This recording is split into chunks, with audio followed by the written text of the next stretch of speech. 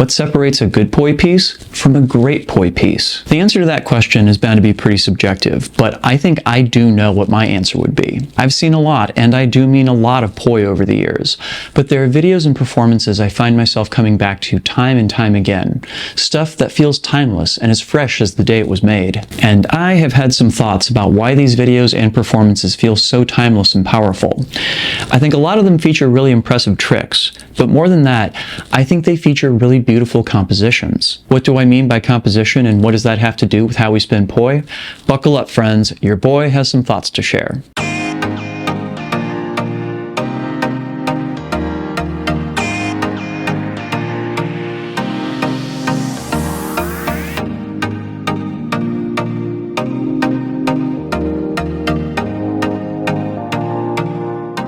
Drex here from Drex Factor Poi, sharing with you the love of poi spinning and flow arts to benefit your body and brain. And in this video, I'm going to give you the lowdown on a topic in poi that I think we don't talk nearly enough about: how we compose our work. But before we dive in, I just want to give a quick shout out to the friends of the channel. Big thanks to Dark Monk, Fire Mecha, Flow Toys, Pyroterra Light Toys, and Ultra Poi for helping to make the videos on this channel possible.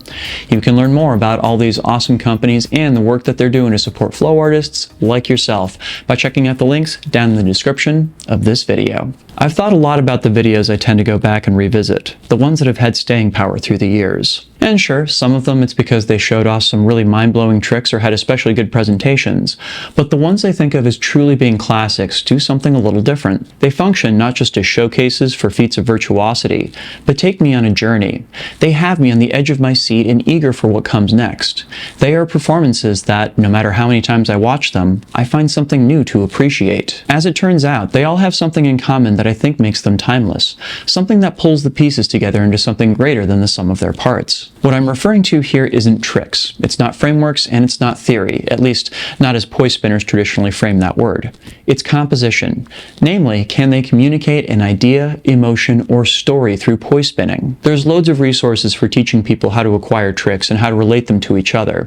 And because of that, I think we sometimes get into a habit of performing poi as though we're running through a checklist of our most challenging moves. I know I've certainly been guilty of this. But the question of how we get from that to something that works as a fully cohesive statement isn't nearly as easy to teach or learn as getting down all the variations on VTG hybrids or reading Mel's body tracing framework.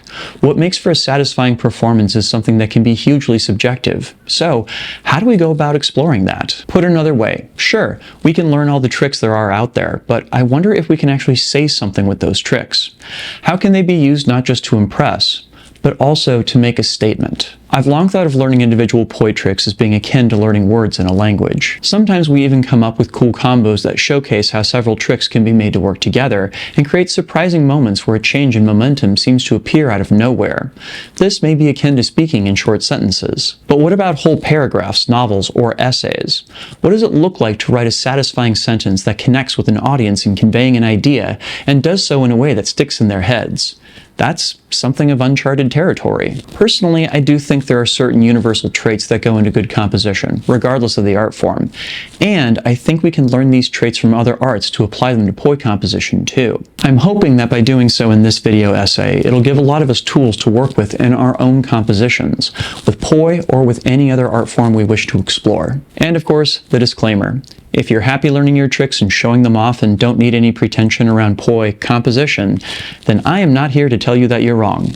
You do you, with my blessing. But I do want to see if I can open horizons for other folks too. Part 1, Exploring Structure. So when it comes to composition, I do think the first and most important topic to investigate is structure. What exactly is structure and how do we apply it to poi performances? Britannica Online describes structure in the art world as being defined by an underlying concealed formula by which a work of art is constructed. These are the elements that bring the aspects of a piece of art together and make it feel like a single coherent work. In writing, we have different parts of a sentence: subject, verb, direct object, etc. These are helpful as a base to start with, but I don't think these elements need to have literal correlations to how we write out a phrase with poi movement. But one thing both can have in common is their approach to communicating an idea. You can say a thing with short, quick words with sharp attacks for a staccato feel. Also possible, employing flowery prose with laboriously long syllables to employ a more winding approach to communication and speech, punctuated by a concluding thought, paced in such a fashion as to have more impact. In both cases, I'm making really specific choices about what types of words to include and the order to use them in order to make a specific point. And we can do similar things in how we compose and structure phrases with our poi too. When working toward an approach to composition with poi, I think it's also helpful to look at art forms that are adjacent to what we already do. With video and music being such influential forces on flow arts, movies and songs are excellent sources to study for lessons on creating structure. Ever notice how in action movies we have the big set pieces every 20 to 30 minutes, but that they're broken up by quieter, more character-driven moments? Part of the reason for this is because having those moments of quiet and stillness make the action beats land even harder. Even in movies that are ostensibly one long action scene, we still get these moments of comparative quiet where we learn more about the characters, set up beats to get paid off later, or even just deal with the fallout from the last big conflict. The same idea pops up in music, where frequently the verses of a song are comparatively quiet, or the melody's less memorable before we're plunged into loud choruses with earworms and hooks. Those quiet verses make the loud sections seem even more bombastic. I think of this compositional tool as being called dynamics, and there are actually plenty of examples of it in some of the poi videos I love to go back and watch too. Part 2. Dynamics of movement. Dynamics are marked by uses of contrast, and when it comes to poi, we have a lot of possibilities for how we can explore those contrasts. One of my favorite poi pieces of all time, Mel's performance at Fires Festival back in 2009, features several examples of this in action. But by far, the tool Mel uses most commonly to achieve dynamic range through contrast is shifts in speed. At several points in his performance, Mel marks a point where the song goes from quiet to loud by shifting the speed he's spinning from either slow or near stillness to spinning at a breakneck pace, and the impact is undeniable. Every time we get a beat drop and a commensurate increase in Mel's speed, we don't just hear the shift happen, we feel it happen, like a shot of adrenaline every time those distorted guitars kick in. But that's not the only device Mel uses for contrast in this piece. In addition to speed, Mel also uses changes in volume to accompany the changes in musical dynamics. My favorite moment of the piece manages to use both devices at the same time, going from stillness with the poi at his sides into a rapid anti-spin flower seemingly out of nowhere. This one gives me chills to this day. Another great example of dynamic contrasts can be found in G's San Francisco decompression performance, also from 2009. The highlight of this performance is definitely the rapid-fire stalls accompanying the pulsing drum fill at the end of the Beats Antique song that he's performing to. But it's easy to miss why this moment stands out so much. Here's a section from earlier in the performance where he is also playing with stalls to accentuate the beat of the music. Assuming one could go directly from one section to another, if I edited the two parts together, I get, well, a lot of stalls. But personally, I don't think they have the same impact. But if I go back to G's original ending, those rapid stalls come after a section of very fluid and flowy body tracing. The contrast here is between poi that has a more flowy feel versus a section with a more staccato feel. While the stalls at the end are incredibly powerful, part of the reason they land the way they do is because they are so different from the section that immediately precedes them. Contrast, dynamics, structure. Both as a result of exploring the work of others and creating my own work, I've identified several other tools that I think are also helpful for giving poi compositions a dynamic range. They are as follows. As we've already explored, there's speed or tempo, the capacity to go from stillness or slow spinning to more rapid spinning. In finding stillness, we can employ stalls, shotguns, spiral wraps, G-snatches, and so many more. There's also volume, in which a performer goes from a trick or pose that takes up a small amount of room on stage to eating up as much room as possible. In purest visual form, this is going from quiet to loud in movement composition. Another option is to employ level changes. In this case, one may go from being low to the ground or being high up or jumping or vice versa. This carries with it some challenges as there are many poi tricks that can't be performed super close to the ground, but sometimes limitations can also inspire creativity. We can also explore direct versus indirect motion. This was the genius of G's piece in giving us very flowy movement juxtaposed with staccato stalls tracing out straight lines. We can also explore things like G-pops and pendulums for direct motion, or even using lockouts and anti spin flowers for a more percussive effect. And we can use repetition contrasted with novelty. The longer we repeat a single trick or movement, the more the audience is sitting in anticipation for us to transition to a different trick. Whereas if we're just constantly throwing out new ideas, they can seem to blur together into visual white noise. If you want to make a specific trick stick out, repeat something less impressive before it to really make it pop. There are scores of other tools for exploring dynamics, but these are the ones that I find I use the most in my own work, and those that I think are easiest for an audience to pick up on. Part 3. All about tension. In exploring these dynamics, I think what we're ultimately trying to achieve is a measure of building and releasing tension. We want an audience anticipating what's coming next and hanging on the edge of their seat for a payoff at the end. This is pretty fundamental to any kind of performance, whether it be stage magic or the climax of a movie or play. One of the first Fire performances I ever saw used this to incredible effect by playing the audience's expectations against them. A hooper knew the audience would be waiting for her to do core hooping because, well, it's the only thing most people know about hula hoops. She spent the first minute and a half of her routine doing off-body hoop tricks and getting the audience overwhelmed with the question of, when is she going to put it on her waist, so that when that finally did happen, she got one of the biggest cheers of her performance for doing what many of us would consider to be the most basic trick of the whole routine. It was masterfully done. One of my favorite pieces of my own worked with the same concept. I spent the first 2/3 of the piece hinting strongly at the arrival of a windmill by showing bits and pieces of it so that when the windmill finally arrived, it felt earned. Again, a pretty basic trick, but if deployed properly, it can be the most important thing in a performance. Finding the release at the end of a section that builds up an enormous amount of tension doesn't just help with the pacing of a composition. It also gets the audience invested in the outcome. We don't want to leave or look away until the tension gets paid off, so we want to stick around to be given that catharsis. It does need to be said that building tension must be done in a skillful way that keeps the audience engaged and intrigued. In a recent piece, I found I had to add some more body movement to an early section because the boring poi tricks building to more interesting ones were, well, just a little too boring. But the only way to discover where that line is to try things out and see what works and what doesn't. Sometimes you find a way to make something work that somebody else couldn't.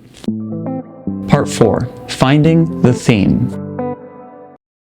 Now, it does need to be said that dynamics, while important compositional tools, are ultimately just that, tools. Knowing how to make a sentence flow can make for some very beautiful prose, but in communicating an idea, there also needs to be an intention behind it, a thought the work is meant to channel that brings the pieces together and ultimately becomes the glue that binds the sentence together into more than just a string of words. So what exactly is that missing piece of the puzzle?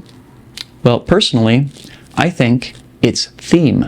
Themes can exist in many different forms, be it conceptual themes the piece is written about, or movement themes in which specific choices are made about the types and quality of movement that is included in the piece. But regardless of type, theme guides choices on what is included and what is not, as well as what all those pieces are ultimately pointing to. One great example of this is Justin and Christina's piece Heavy from the 2013 Flow Show in New York City. Without being told a word, and frankly even without being able to hear the music, we know that this is a piece about a troubled relationship because all the choices in movement and composition center around that idea. We discover early on that the core conflict results from a young woman seeking connection from a partner that is cold and distant from her. The poi tricks chosen for this piece reinforce this narrative by using isolations as a visual pun to convey each character's individual isolation, the visual language of using difficult partner weaves as a metaphor for conflict, and having each character's props moving in opposition to show how discordant and out of sync they are with each other. Now, this is a pretty extreme and literal example of theme in action. Not every poi piece needs to have this coherent a narrative or as clear of characters as this piece does, but I also have long thought of this piece as being goals when I think about creating my own compositions. If we want to explore theme from a purely movement perspective, I can point once again to the piece that I wrote building up to a windmill. All my choices in what to include and what not to include, how many repetitions of everything to have, and the ultimate payoff waiting at the end of it all, were guided by centering the composition around a movement theme. In this case, every movement of the poi either had to share elements with, or be a step in getting to performing a windmill. From the shoulder reels opening this piece to experimenting with tic-tacs one hand at a time, the movement vocabulary was derived from the ultimate destination, and that helped everything else feel of a piece with it. But there are loads of other ways to approach this too. Perhaps deciding that during verses of a sad song, only pendulums can be employed. Or that the height and volume of the poi should follow the pattern laid out by a song's instrumentation. Maybe a regular rhythm can be employed with sections of slow movement punctuated by quick movement at the end of a phrase. There's no shortage of ways that this can be explored. Personally though, I think one of my favorite ways to explore theme as a concept with poi is to center it around an emotion. This is the first poi video that I ever had go viral. I wrote it when I was going through a tough time with my then partner and believed that we were soon to break up. I had also just seen the movie Conclave and had the sign of the cross bouncing around in my head. The two came together to explore grief and penitence in a way that resonated deeply, not just with my own challenges, but also with many of my viewers. Eventually, I expanded this idea into a full-length piece for the entirety of the accompanying song. Once again, I used it as a tool to explore my grief and sorrow, and that intention underlay all the choices I made about what to include and what not. In this case, theme became about exploring emotion and having that read in my movements throughout the entire piece. It informed not just what tricks I used, but also how I moved my body and where I moved my body, with my head hung low and multiple phrases taking me to the ground. There were many drafts where I was packing in as many tricks as possible to hit every accent of the music, but they just felt too busy. Like I was speaking a lot of words, but not actually saying anything with them. I actually cut way back on several sections of this piece to give the emotional beats more time to breathe. And it actually made the piece more impactful rather than less. But the moment that really made it all come together for me, I was trying to find a way to end this piece, and I seized upon the idea of quoting a piece of choreography I'd worked on with my former partner. I stuck it right at the end, and even though it was a pretty simple phrase, it made all the other pieces fall into place. I actually cried the first time I saw this one on video.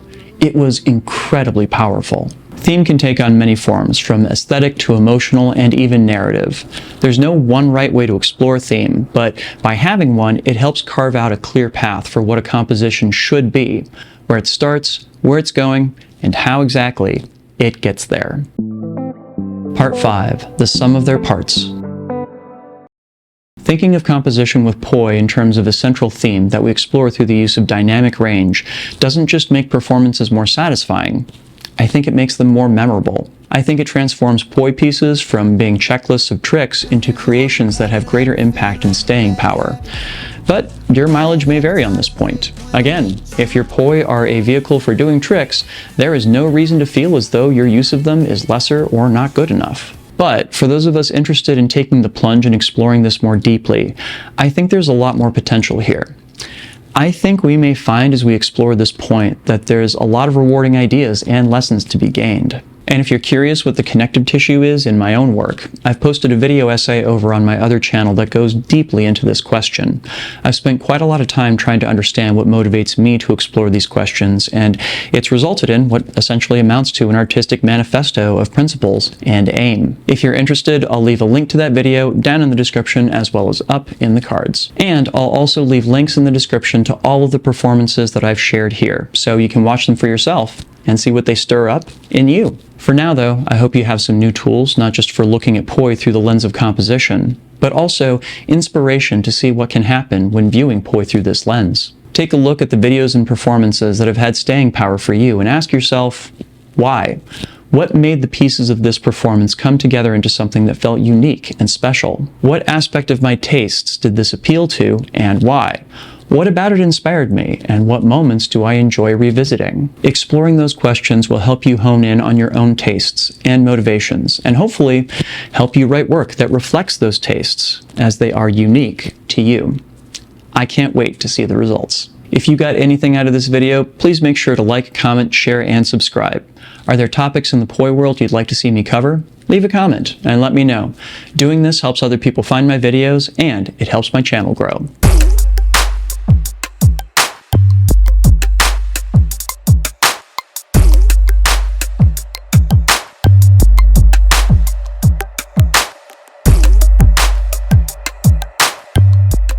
This video would not be possible without my amazing supporters on Patreon. In particular, I'd love to give a huge shout out to my Flow patrons who are listed up on screen right now.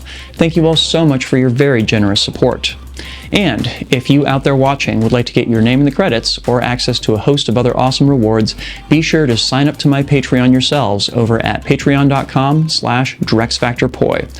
Help me out in my mission to bring poi spinning and flow arts to the whole wide world. Please and thank you. And if you'd like to learn more about poi composition, I've done several videos over the years outlining some of my favorite techniques for doing so that I'll link to down in the description as well as up on screen.